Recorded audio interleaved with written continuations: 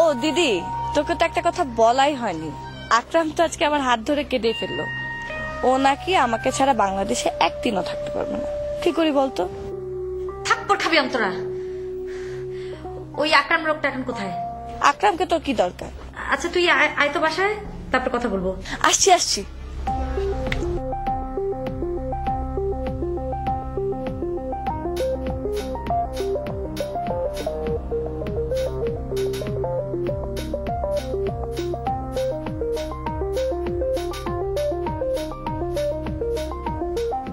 আমি আজ আর কাঠমান্ডুতে থাকছি না।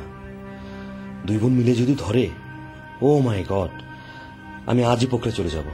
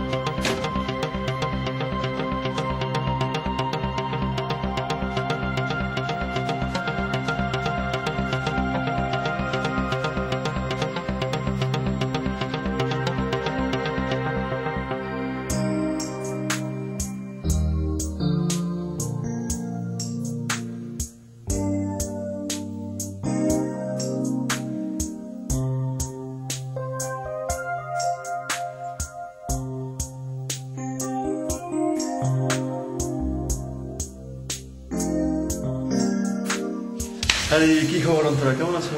ভালো আছো? ভালো আছো? কি আপনাকে যেন কোথায় দেখেছি,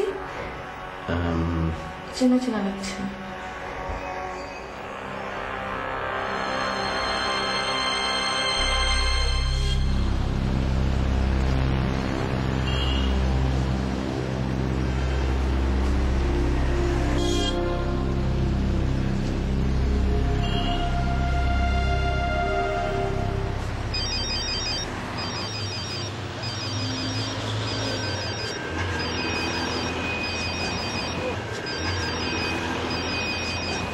উফ, এই মাহমুদ ভাইটা যে কি বিপদে ফেললো আমাকে। এখন আমি কি বলবো অন্তরাকে? দেখ, ফোনই ধরবো না।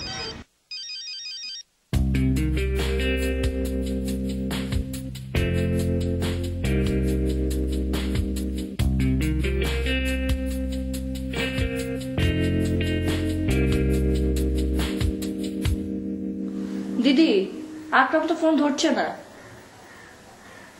আমি শিওর আকরামই লোকটাকে পাঠিয়েছে। যদিও আমি সকালবেলা লোকটাকে আকরামের ঘর থেকে বের হতে দেখেছি, কিন্তু আকরাম কেন এই লোকটাকে পাঠাবে? আমি দুবার আকরাম নামে এক লোকের সাথে ওকে কথা বলতে শুনেছি। শিওর? আমি নিজের কানে শুনেছি। কিন্তু আকরাম কেন এই লোকটাকে পাঠাবে? এই আকরাম না তোর জন্য পাগল, তোকে বিয়ে করতে চায়। তোকে ছাড়া নাকি একদিনও বাংলাদেশে থাকতে পারবে না, তাই না? তো এই ওই লোকটা তো বিয়ের প্রস্তাব নিয়ে আসেনি তো? দিদি, আকরাম এটা খুব ভালো মতোই জানে আমার বাবা কোনোদিন একটা মুসলিম ছেলের সাথে আমাকে বিয়ে দিবে না। সো এই ধরনের কাজ করার কোনো সম্ভাবনাই নেই। কিন্তু এই লোকটা আকরাম নামে একজনের সাথে কথা বলেছে, এই ব্যাপারে আমি ড্যাম শিওর। আমিও লোকটাকে সকালে আকরামের ঘর থেকে বের হতে দেখেছি, কিন্তু আমাকে না জেনে আকরাম এই কাজ কেন করবে? আর আকরাম যদি সত্যি এই কাজটা করে থাকে, তাহলে তো আমার সাথে চিট করেছে। আকরাম তোর ফোন ধরছে না কেন এখন? দাঁড়াও, করছি।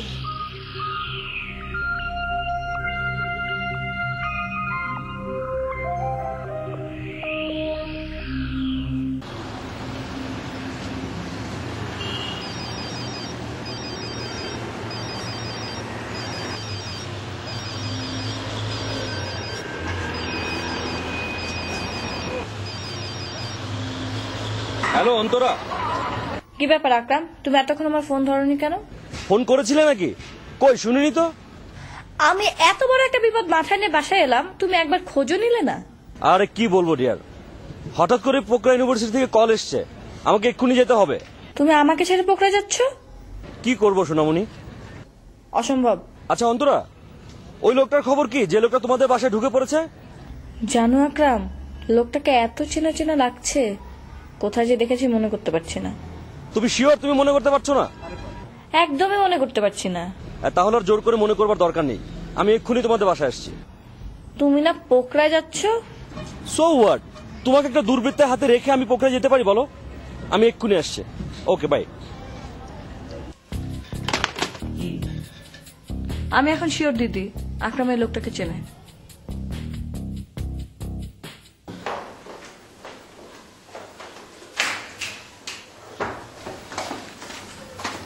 ভাইয়া কি করছেন? কি করবো বলো? তোমরা দুপুর উপরে গিয়ে বসে আছো, আমি এখানে একা একা একা একা কি করা যায় বলো? আপনি কি নেপালে আগে এসেছেন? না, এটাই প্রথম। তুমি কি করো? আমি স্টুডেন্ট তো বটে, তবে খুব ইরেগুলার। নেপাল পুরো দেশটা ট্যুরিজমের উপর দাঁড়ানো। আমি গাইড হিসেবে কাজ করি, তবে অন্যান্য গাইডদের চেয়ে আমার ভাগ্য অনেক ভালো। কিরকম? নেপাল তো অনেক রকম গাছপালায় ভরা, কয়েক হাজার স্পেসেস, ন্যাচারাল বিউটির কোনো অভাব নেই। প্রতি বছর পৃথিবীর বিভিন্ন জায়গা থেকে অনেক অনেক স্টুডেন্ট আসে এখানে নেচার কনজারভেশনের উপর রিসার্চ করার জন্য। তাদের একজনের গাইড হতে পারলে 1.5-2 বছর কোনো চিন্তা থাকে না। আর আমি যেহেতু বটানি স্টুডেন্ট প্লাস মেয়ে মানুষ, সো আমাকে নিয়ে কারাকারি পড়ে যায়। তো মেয়ে গাইড হলে যারা রিসার্চ করে ওদের কি সুবিধা? এই যে ধরেন আমি এখানে দাঁড়িয়ে আছি, আপনি ওখানে, আমি আপনার একটু কাছে গেলাম, আপনার একটু ভালো লাগলো না? হাসছেন কেন? ঠিক কিনা বলেন? মনে হয় ঠিক। কিন্তু আমার জায়গায় যদি কোনো ছেলে আপনার কাছে আসতো, আপনার একটু ভালো লাগতো না, আপনি পুরো বিরক্ত হয়ে যেতেন। মাই গড, তুমি তো খুব শার্প। ছেলেদের এইসব স্বভাব ধরার জন্য মেয়েদের বুদ্ধিমতী হতে হয় না, ছোটবেলা থেকে এসব জেনে মেয়েরা বড় হয়। আচ্ছা এখন বলেন তো, আপনি আমাদের বাসায় কেন এসেছেন? তোমার বাবার সঙ্গে দেখা করতে। আমার বাবার সঙ্গে আপনার কি কাজ? কোনো কাজ টাজ না, ওনার উপর আমার অনেক অভিমান। অভিমান? আমার 60 বছরের বুড়ো বাবার উপর আপনার এত কিসের অভিমান? উনি আমাকে বছরের পর বছর যে স্নেহ ভালোবাসা থেকে বঞ্চিত করেছেন, আমি তার কড়াই গন্ডা হিসাব নিতে এসেছি এখানে। এসব আপনি কি বলছেন? কিসের স্নেহ থেকে বাবা আপনাকে বঞ্চিত করছে? সে কথা আমি ওনাকে বলবো।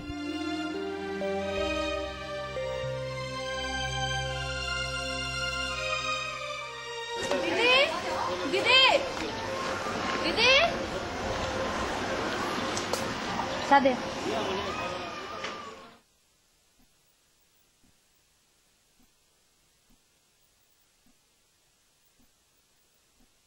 দিদি কি? আমার খুব ভয় হচ্ছে। কিসের ভয়? ওই লোকটা এসব কি বলছে? কি বলেছে? লোকটাকে আকরাম পাঠায়নি দিদি, লোকটা এসেছে বাবার কাছে, সব ঘটনার জন্য বাবাই দেয়। কিসের ঘটনা? লোকটা বলছে বাবার উপর ওর অনেক অভিমান। আমি যখন জানতে চাইলাম কিসের অভিমান, তখন কি বললো জানিস? কি? উনি আমাকে বছরের পর বছর স্নেহ থেকে বঞ্চিত করেছে, আমি তার হিসাব নিতে এসেছি। দিদি বলতো এটা কিসের স্নেহ? এই কথা বলেছে? হ্যাঁ, আমি অনেকদিন লক্ষ্য করেছি। বাবা যদিও আমাদের বাড়ির নাম ঢাকা নিবাস রেখেছে, কিন্তু ঢাকা সম্বন্ধে যদি বাবাকে কিছু জিজ্ঞেস করি, বাবা কখনো কিছু বলেনি। আচ্ছা দিদি, ঢাকায় বাবার কোনো সংসার নেই তো? হতেও পারে। লোকটা কি বাবার আগের ঘরের ছেলে? হয়তো। ওফ,